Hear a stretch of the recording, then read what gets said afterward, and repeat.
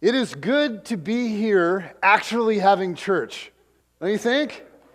Because in like 10 plus years, except for like severe snow, we have never ever canceled church. But last weekend, with like half of Brookview in intensive care, it just wasn't going to happen. And so just out of curiosity, like if you or someone in your home was sick over the last week and a half or so, would you just raise your hand? My goodness. It's unbelievable. I mean, just so widespread. And it was a doozy, like serious business for a lot of people. Several people at Brookview were, from what I understand, they were near death. I know that Brendan was, you were puking for how many days? 4 days. 4 days of puking. It's unbelievable. And he actually spent a night in the ER, just a few hours. Okay, he was just in there for a few hours. And then I know Jen last week was, I don't know that I've ever seen her that sick. She was laying in bed and I was just kind of ignoring her. Finally she said, honey, she needed attention. She's like, I think I'm going to die. And I was like, well, okay, do we need to go to the ER? She's like, I don't know. I just have a horrible fever and our thermometer's broken. I said, all right, take everything that you can take, ibuprofen, acetaminophen, everything you can take, and I'll go get a thermometer. And so I got back and got her, temperature measured when it was like 45 minutes later, and it had come down, and she was at 104.9 at that point. And that was after the meds had kicked in. So I called the ER and I said, should I be bringing her in? And they were like, yes, you should be bringing her in. And she said, I don't want to go in. I just want to lay in my bed. So she said, take my temperature one more time, and I did, and it was down to 102. So we were like, okay, we're not going in. And then Alex Potachik almost died. Eugene almost died. Eugene, I understand, was up to 106. He was up to 106 and literally called the family in to the bedroom to have the talk. And he said, Dennis, you are now prepare, son, because you are going to be the man of the house. And he was like, Elena, this is our insurance policy. This is where all the information is. Don't get married for 5 years or you're going to miss out on some stuff. And so Elena just said, shut up and get in the shower. And she ran some cold water on him, and here he is alive. So it's pretty awesome that several of you, because we know we believe in the resurrection, several of you are actually back from the dead, and here we are having church. And so this morning, I want us to think a little bit about the fragile nature of life. And inside of your bulletin, there's a little handout that looks like this. And so I want you to go ahead and pull that out. Get a pen ready. And so what I want to do is, if you take a look at this, in the first line that goes there, I want you to write in the year that you were born, okay? And then after the 2 and the 0, I want you to put 2 question marks, okay? And I know for some of you, you're like really shy about this, and so just like shield your paper and don't let the person next to you see, your year. But I think you get the idea. In case you don't, here's what mine looks like. So this is, if I were filling it out, it would look like that. Because I'm not shy about it, so I'll just let you see. Okay, so first number represents the year you were born. Second is 2 question marks. And so, in between, and you notice that you got all that going on. But then in between all of that is this tiny little thing called a dash. And in between your year and your death there, the beginning and the end, there's this little dash. And what I want you to do with your pen is I want you to circle that baby, because that little dash represents your life. And all of us, okay, you and I have to cram all of our living into that little dash. We have to cram all of our loving, all of our growing, all of our accomplishments, all of our friendships. Our whole life gets crammed into that one little tiny dash, okay? And life, as many of you found out this last week and a half, is very fragile. And so I want to launch into this morning's message with a question. Now think hard about this. What do you think is the most dangerous object in your home? You're thinking about all the different objects in your home. What do you think is the most dangerous object in your home? And I want you to go ahead and share that with the person next to you. You think about that and you think, if you had to come up with something, what would you say?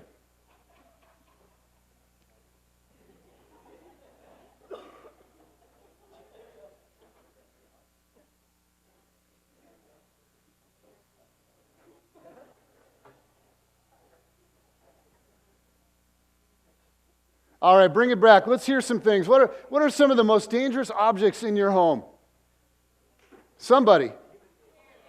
Stairs. Frightening. What else? His brother. Somebody's gun, I heard, I think. TV. All right. There's a guy named Larry Loudon who wrote a book about risk. And he devotes in this book a whole chapter to dangerous household items. And he did some research on what kind of items cause the most damage. And some of the things on his list are things that you'd probably expect. For instance, you may not know this, but 460,000 Americans per year are injured by kitchen knives. Okay? Now I think hopefully we all realize that kitchen knives are dangerous. He says that power saws account for 100,000 injuries per year, which is why I try not to keep anything like that around my house at all. Okay, power saws, they're dangerous. We know that. It's not a shocker. But he has some stuff on the list that you maybe wouldn't expect. Here's a quote from the book. He writes, "Annually, some 4,000 of us seriously injure ourselves on pillows." And I'm just wondering exactly how that happens. I mean, we're talking pillow fights. Do people zip themselves? How do you injure yourself? Now here's my question for you.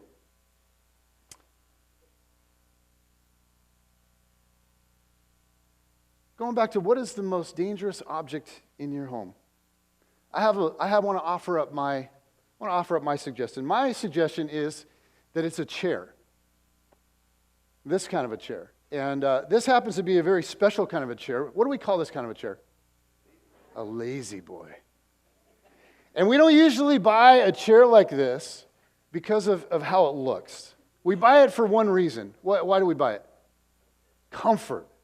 Man, because we like comfort. And so what I want to do this morning is paint a little picture for you of how comfort can actually destroy a life, how it can be kind of dangerous. And to do this, I'm going to need a volunteer. And so I have asked James Fan to come up here and help me with this. And so James,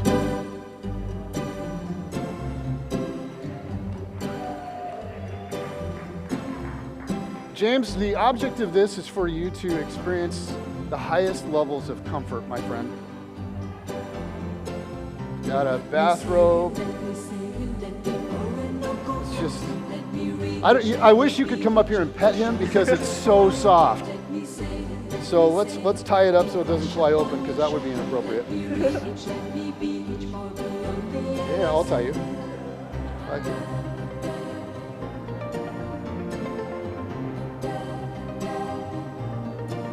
Excellent. Okay, why don't we have you sit down here and how is that? Oh, baby. Oh, baby. And we've got, because I'm thinking your feet are probably a little bit, oh.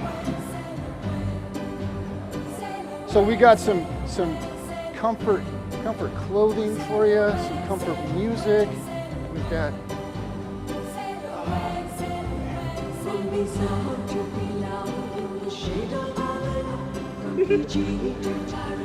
and the thing that'll really kick this off, because when you're experiencing the ultimate comfort, you need comfort food. So I've got Lay's barbecue potato chips. I want you to go ahead and tear into those bad boys. And I mean, how could you be comfortable without some powdered sugar Hostess donuts?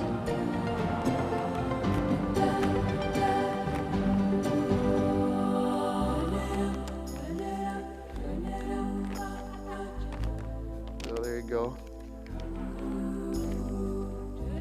Oh. And then there's one item. Don't you think there's one item we're missing if you're going to have the full comfort experience? Oh, yeah.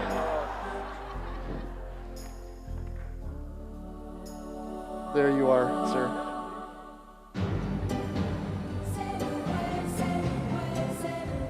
Now, I want you guys to take a good hard look at James.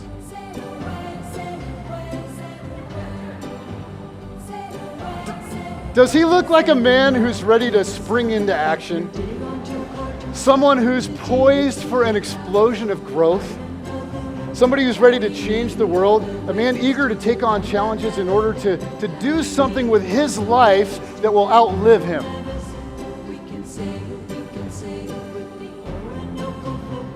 I mean, think about your own life for a second. If your life were devoted to life in the chair, like to maximizing your comfort level, like minimizing any kind of stress or difficulties, if that was the primary purpose of everything you're doing in your life, does that like make your pulse race with anticipation? I mean, if James were to sit in this chair for the rest of the service, do you think he could even stay awake through the rest of the message? I don't think so. So James, you gotta go, man. All right.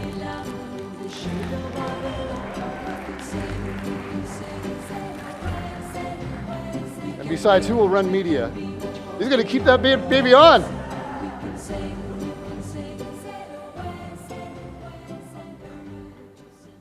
Here's what I think is so dangerous about the chair. It's not necessarily all the stuff that you do while you're in it. It's all the stuff that you don't do. It's the relationships that you never deepen. It's the people that are in need that you never serve. It's the desperate, like urgent prayers that you never pray. It's the noble thoughts that you never think. It's the battles that God made you to fight that you never fight. It's the laughter that you don't laugh. It's the tears that you never weep.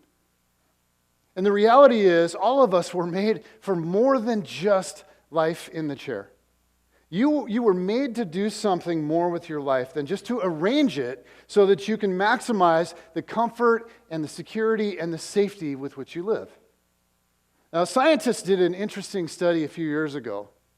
They took in a little amoeba and they put it in like the ideal environment.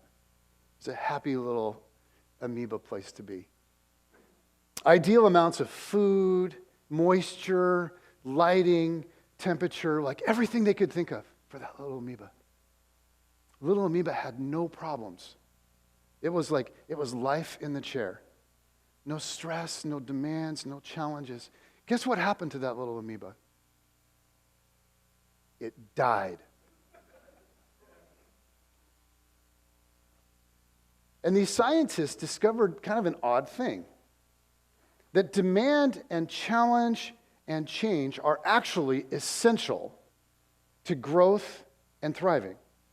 They discovered that in some ways it's through the process of struggling and changing and adapting and meeting demands that we actually grow and thrive. Like too much comfort, they said, is actually a lethal thing. Now, it's important to understand, before we go too far with this, I want you to understand that I'm not talking about going out and doing something like impulsive and stupid.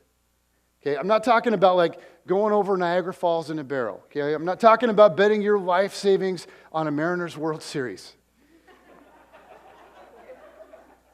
And I'm also not saying that, you should never rest or have downtime. We all need that. Okay, we all need that. We need to recover. We need to recharge. We need to chill a little. We were designed to have struggle and rest. Struggle and rest. And the rest piece is so critical that God gives very specific instructions. He says every week you need to take a whole day off. Take a break from all of your work, from all of your stress, from all of your worry, from all of your anxiety. And what is that day called? The Sabbath. And God's like, that's a big deal. It's one of the 10 Commandments. Take the Sabbath. God is dead serious about rest. But God is also dead serious about faith and about risk. God is serious about calling us to a life of challenge. And in the Bible, we see that there's this very common sort of encounter between God and human beings.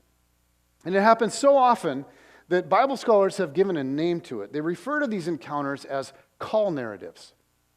Because they're stories that record God summoning someone. And scholars have identified a consistent pattern to these stories, and they happen over and over and over in the Bible. And they have identified a consistent pattern. And this morning, what I want us to do is walk through some of the components of this pattern that we see over and over. And I want us to think about what this means for you and me. Okay, so for the rest of our time, we're just going to look at typically what happens when God comes to a human life and extends an invite to anyone to get out of their chair. And we're going to look at all of these characteristics of a call encounter. And the first one is this. They always begin with what we might say is the initial call. These encounters all begin by God asking somebody to do something. And if you notice these stories, it's like always a big challenge. I mean, you think about this, like, when in the Bible does God give somebody a job and it turns out to be relatively low risk and effort free? And I challenge you to find it. He never does. I mean, God, you think about this. God comes to Noah and he says, I want you to build an ark in the face of mocking and ridicule from everyone around you. And I want to restart the whole human race on earth through you. God says to Abraham, I want you to leave everything that's familiar to you and go to a far country. And I'm not even going to tell you where it is. Just start going and I'll tell you when to stop. God comes to Moses and says, I want you to leave behind a very comfortable life of shepherding and go back to Egypt where you're wanted for murder and defy the Pharaoh. God comes to a woman named Esther and says, I want you to risk your life and your position as queen and all of your wealth to stop the massacre of innocent people. And we see that God, like, he calls all kinds of people. But the call never leads to a life of greater ease and greater comfort.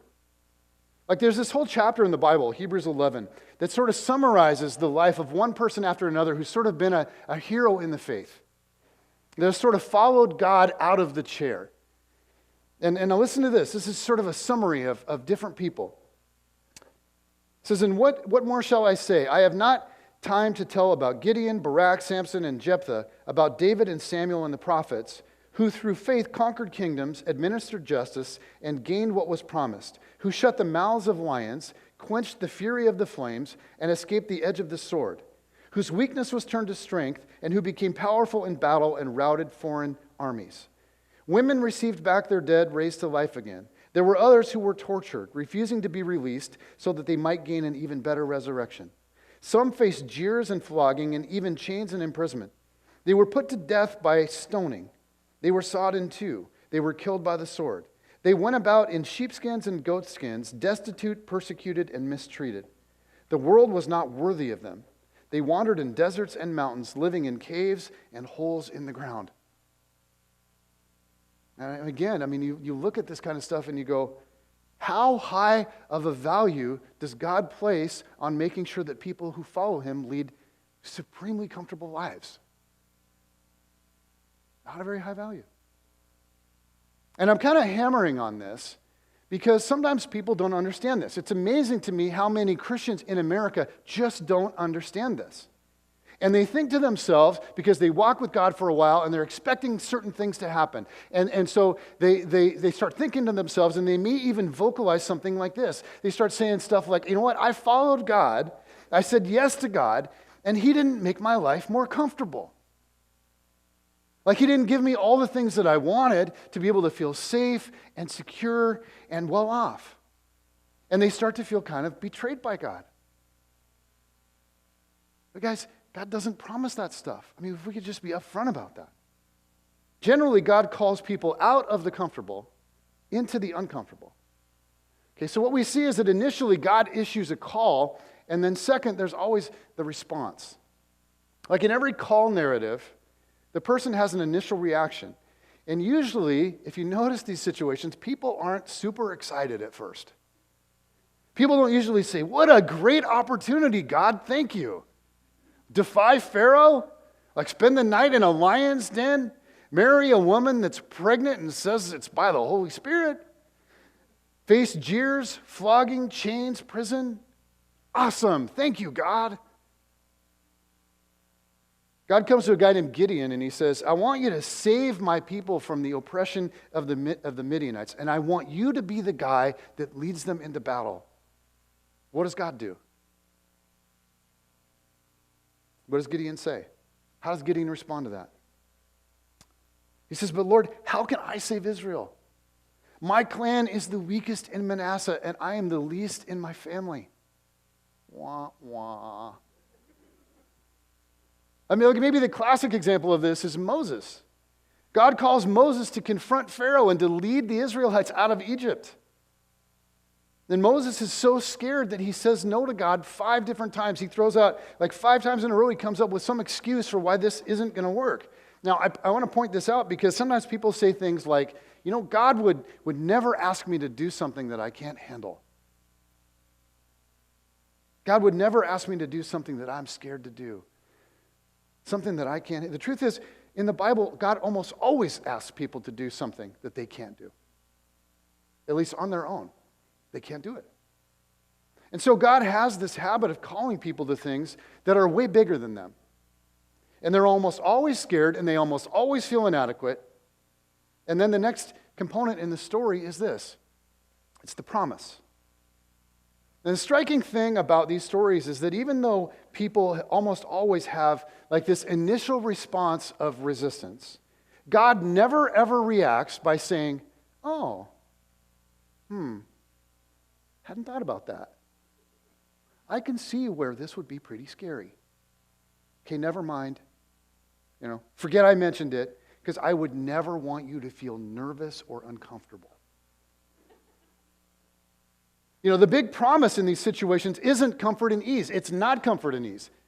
It's the presence of God through the fear, through the anxiety, through the challenge. I mean, God says to Gideon, the Lord is with you, mighty warrior. God says to Joshua, have I not commanded you? Be strong and courageous. Do not be afraid. Do not be discouraged. Why? For the Lord your God will be with you wherever you go, he promises. And guys, whatever God is calling you to do, he's promising you the same thing. Be strong and courageous. Don't be afraid. Don't be discouraged. For the Lord your God will go with you wherever you go. And it's very important that we understand, get our minds around what these promises mean. Because they don't mean that if we follow God, nothing bad will happen to us.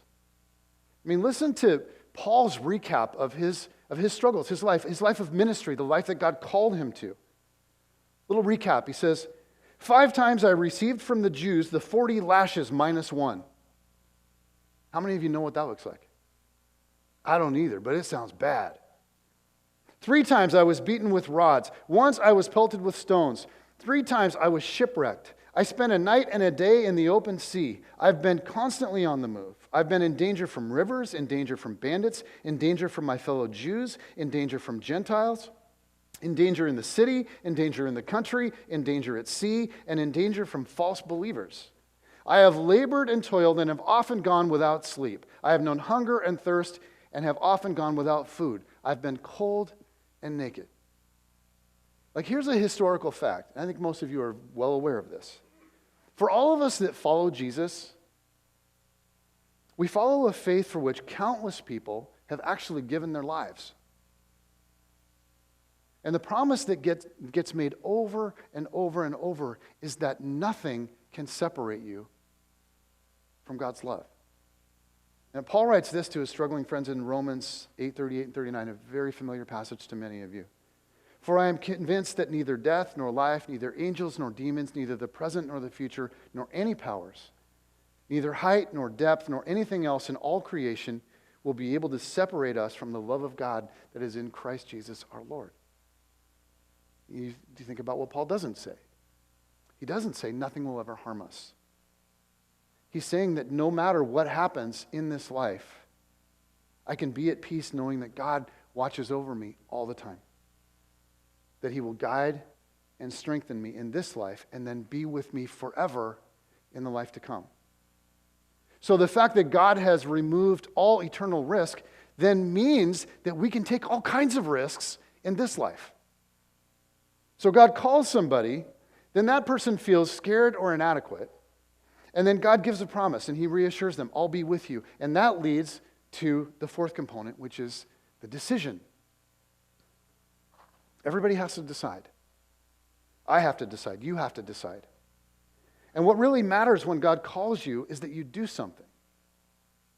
It's not whether you feel inadequate. It's not whether you feel scared. Of course you're going to feel scared. Of course you're going to feel inadequate. What really matters, though, is whether you say yes or no. And so remember this as you think about your decision. It's only people who say yes to the invitation, like people who actually get out of the chair, that put themselves in a position to feel fully alive. Because comfort alone never makes anybody feel alive down to the tips of their toes.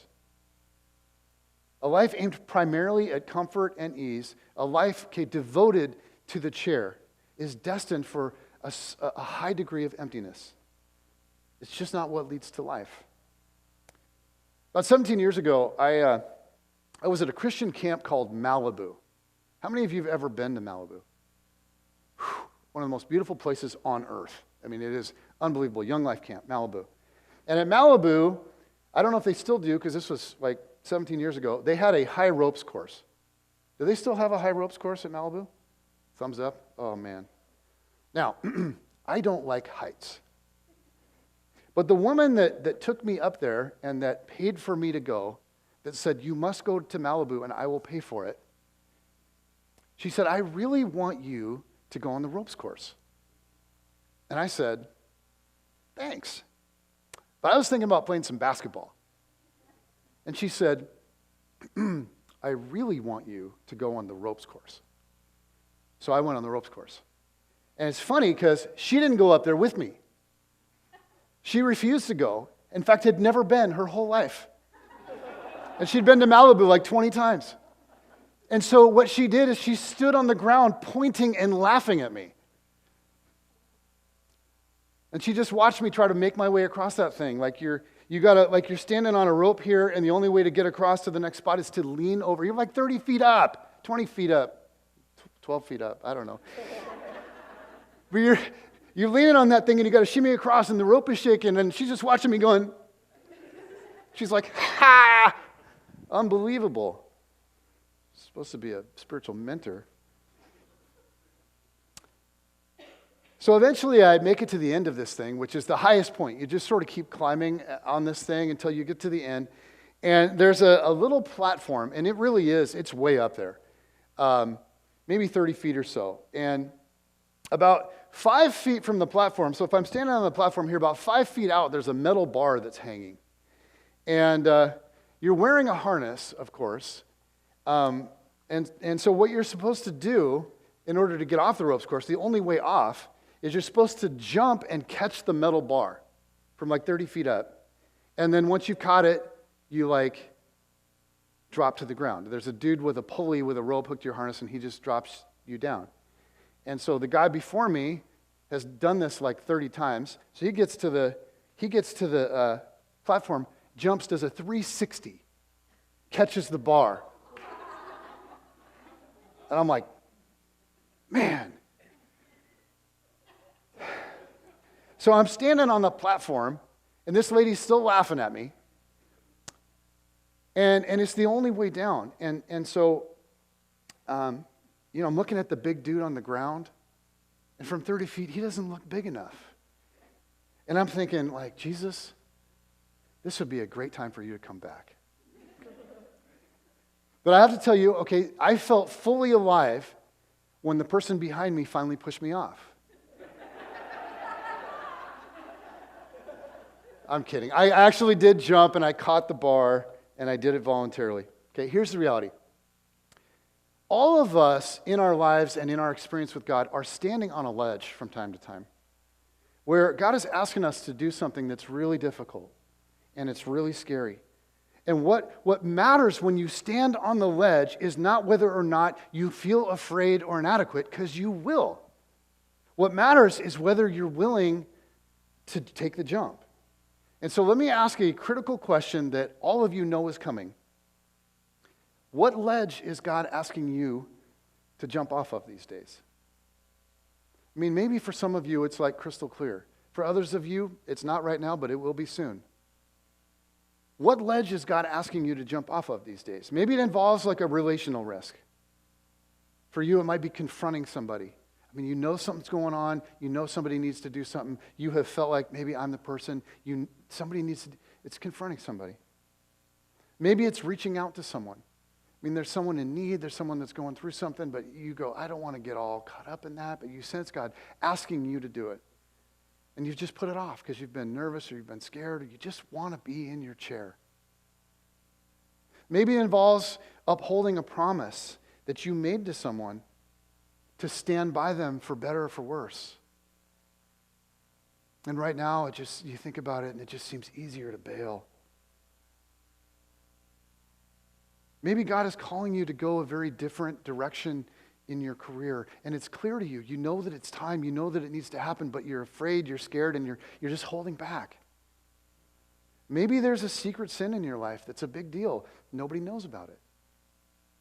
You've been really good at hiding it. And maybe it's an addiction or some kind of pattern that's really destructive. And you have been scared to death that somebody would find out. You've been just hiding that thing. You've been scared to death, and so you just have refused to ask for help. And the ledge for you simply is, will you tell someone? I mean, like, will you reach out to somebody for help, for accountability? For some of you, you're just at the very beginning of this whole process with God. And for you, getting out of the chair is to say, you know what? I'm gonna start taking some action.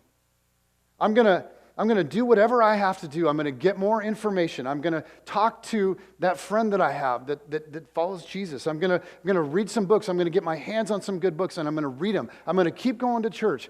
I'm gonna find out whatever I need to find out, and I'm gonna get my mind around whatever I need to get my mind around to sort of get off the ledge spiritually.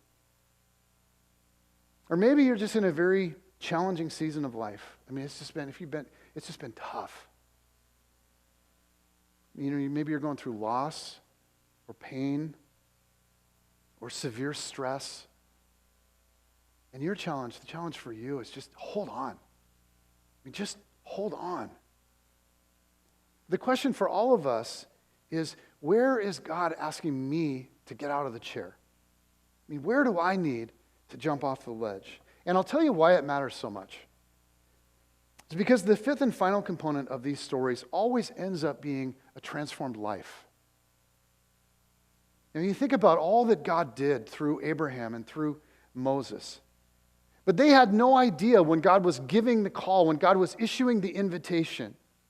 They had no idea of all that would happen. I mean, I think about Peter and I think about John. I think about them fishing on a lake one day and getting an invitation, follow me.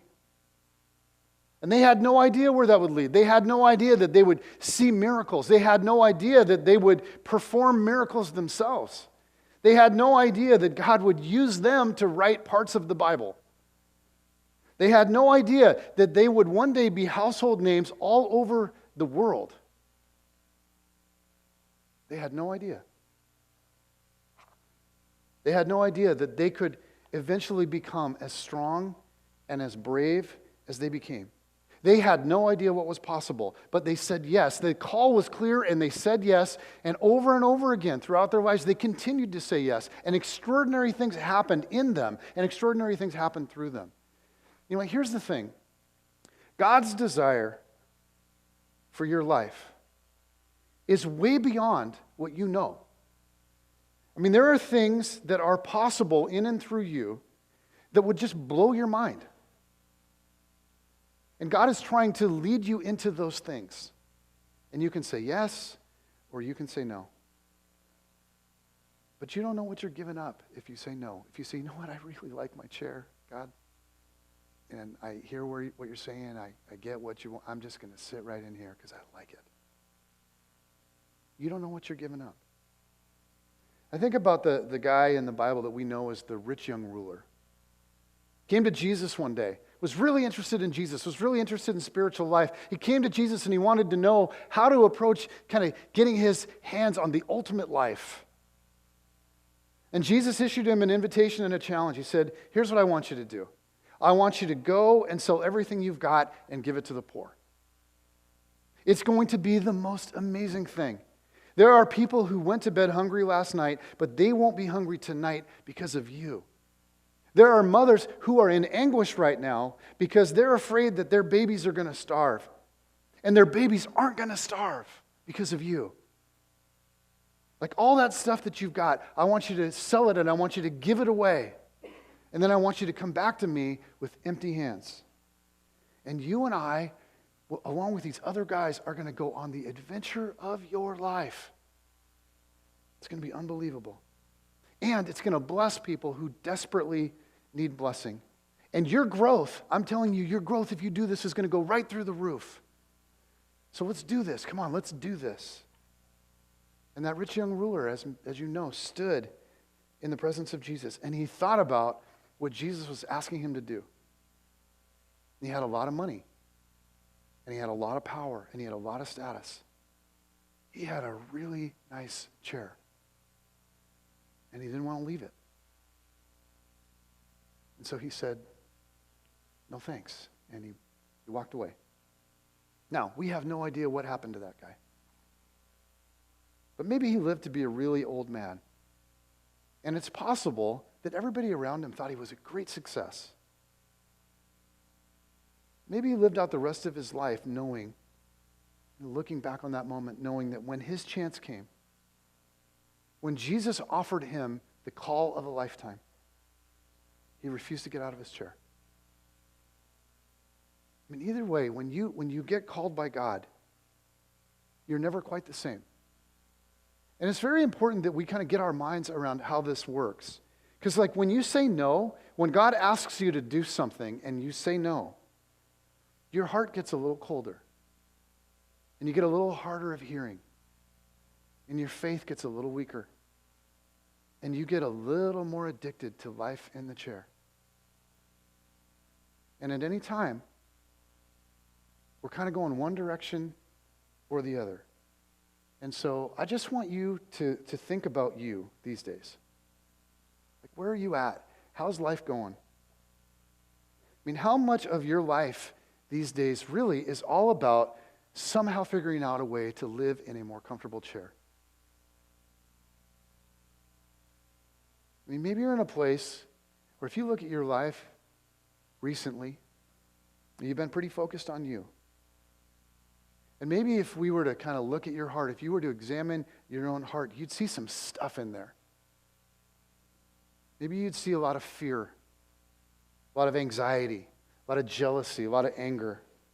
Because see, when life is all about the chair, then we've got a lot to fear, right? Because we might lose our chair. Stay away from my chair. We have a lot to be jealous about. I mean, there are people around us everywhere with nicer chairs. Man. And of course, in chair world, we got a lot to be angry about. I mean, we can be so, because all those people are making it so that we can't sit down and enjoy our chair. They're in the way. We got our neighbors, our kids, our spouse, our boss. So I just want you to think for a minute. How are you doing these days? Like, what's your life really been about lately? I mean, how much of your mental energy, when your mind can just drift to whatever it wants to drift to, how much of your mental energy is spent dreaming about getting a nicer chair? And I just want to end this morning with a very simple reminder. That little amoeba died. Because life with no challenge, with no struggle, with no need for God, is a life that is in the process of being extinguished. And most of you know this. I mean, I've been walking through life with several of you for years, and I watch you, and you take risks, and you struggle, and you set yourself aside all the time. You know this. But I just want to start the year with a simple reminder that life in the chair leads to the death of your heart. And so what is it that God's challenging you to do these days? If you know what it is, there's a lot at stake.